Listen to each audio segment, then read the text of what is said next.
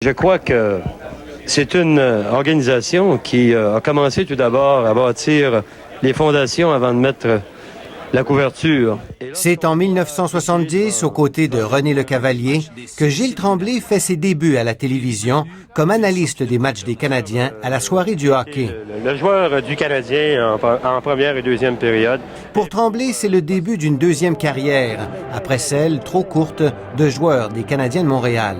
Over to Gilles Tremblay. The ball over to Gilles Tremblay. He shoots the score! De 1960 à 1969, régulièrement à la gauche de Jean Béliveau, le rapide patineur originaire de Montmorency connaît 5 saisons de plus de 20 buts et inscrit son nom 2 fois sur la Coupe Stanley.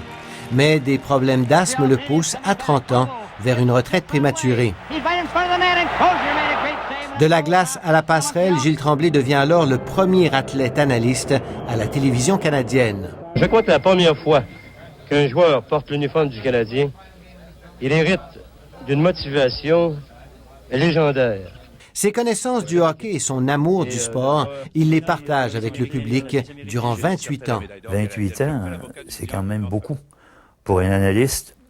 Ça prend beaucoup de patience pour les téléspectateurs de pouvoir l'endurer pendant 28 ans. Témoin privilégié des performances et des exploits des Canadiens durant près de 3 décennies, Gilles Tremblay, véritable ambassadeur du hockey, prend sa retraite en 1999.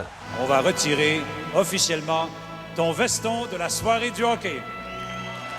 3 ans plus tard, l'Association des commentateurs de la Ligue nationale lui ouvre les portes du temple de la renommée du hockey en lui décernant le trophée Foster Hewitt.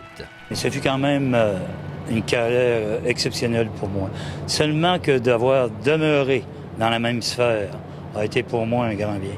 Un grand bien aussi pour les amateurs qui s'ennuient déjà de cette personnalité sincère et attachante. François Fauché, Radio-Canada, Montréal.